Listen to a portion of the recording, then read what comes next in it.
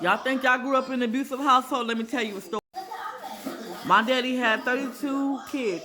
Yeah, correction. He had 32 kids. My dad was alcoholic, and yes, he did do coke a lot. At the time, I didn't know what either one of those were because I was always in school. I was a good girl. I didn't know what drugs was. I didn't even know what alcohol was at a young age, 14 to be exact. There's a lot of problems in my family. I didn't know my dad was in a cult. Our family was in a cult at the time. I didn't know that. Growing up, most kids be put in the corner, get a little whooping. No, us, it was different. If we did something wrong, my dad will have my mother grab us. Because you know, black kids, we ain't gonna take an ass if we gonna run. We already know. He would be like, Louise, go out there and get a switch. Go out there and get a switch right now. Hey, Timmy, Tommy, Jeff, go get my beer. Hurry up, punk ass boy. That's how my daddy really thought. Follow me. Anytime we got in trouble, he will have our mom take our hands, put them behind our back, leg us face down on the couch, execution style. He will come up.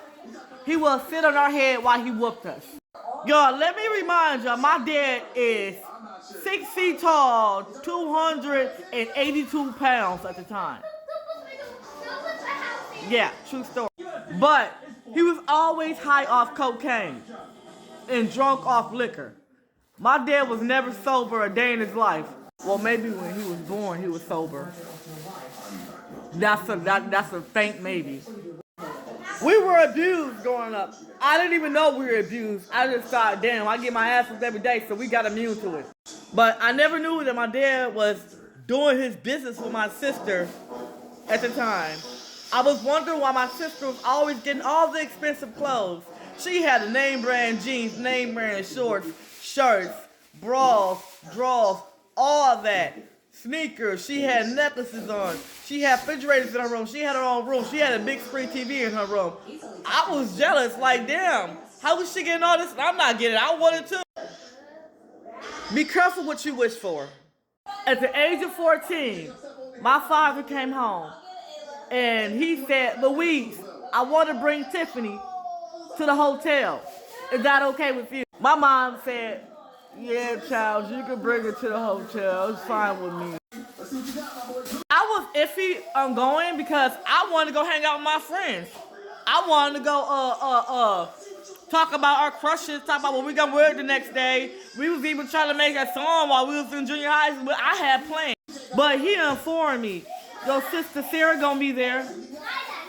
My sister I ain't seen in a long time is gonna be there. Oh, say less, clock it, let's go. Fast forward, I get my stuff.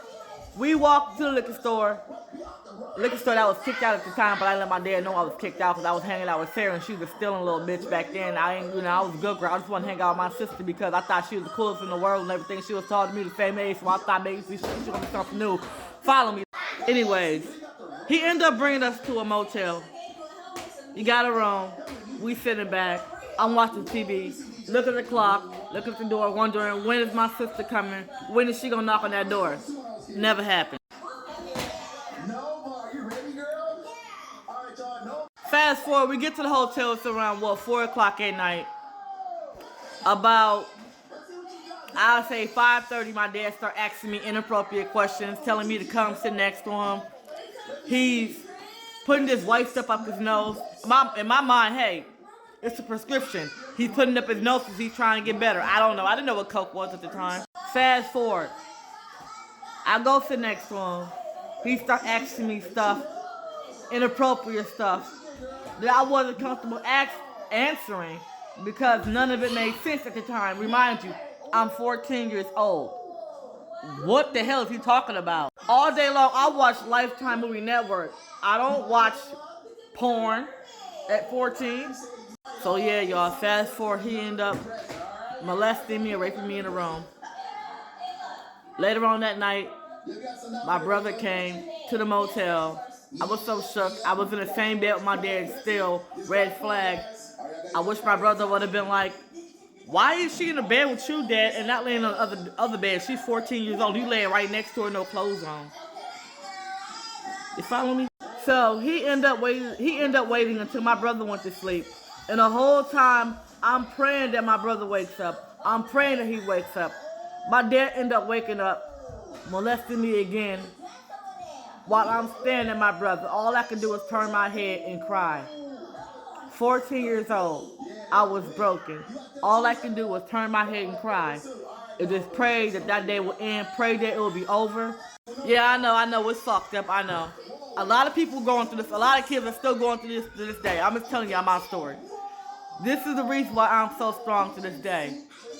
But I end up telling on my father, I'll say 4 days later, I couldn't eat, I couldn't sleep, I couldn't function at school. My friends knew something was wrong. My mom didn't know anything that was wrong. I started getting closer to my father because I felt like we had something going on because he did what he did, and I was like, okay, that was my father. But after 4 days, I'm like, this don't feel right. He started asking me, did you tell your mom what I did? Did you tell your mom? And at that time, I'm like, well, if it wasn't right, why you asked me why did I tell my mom? If I did, what would happen? So one morning I woke up, and I looked in the mirror, and I just shattered. It's like you looking in the mirror just shattered. That was my insides. I shattered. I couldn't hold it in no more. I ran downstairs, tears in my eyes, bubbles coming out my nose, and I said, Mama, Daddy touched me. Now, my mom at the time, I don't know what the fuck was going through her head, but she sent me back to school. She sent me back to school that day while I was broken. I needed her. I needed her. I didn't need education. I needed my mother. I needed my mother. She sent me back to school and said, okay, baby, you have a nice day. What? She ended up telling my stepmother the same day. Teachers pulled me out the room. They brought me to the hospital. They got me examined. They found his semen inside me. He ran out of state. He left Minnesota. He went to Florida. He kidnapped my sister Sarah at the time. So basically, he was taking her to a different state so he could start a new family with his daughter. They ended up catching him. We went to court. We testified. He ended up doing a lot of years in prison. He's not here anymore, y'all. He's gone. He's passed away. I forgave him. He passed away. Because in the Bible, you have to forgive. But still my dad. I forgave him. But to this day, am I sad for what happened? No. Because trauma, hurt, that can bring something out of you. So now I started rapping. I've been rapping for 10 years. I don't have anything out yet, y'all, but I'm going to drop something. I ordered me a studio, a little recording studio, so I'm going to get some stuff recorded. I'm going to drop it on TikTok, and y'all going to tell me how y'all like my music.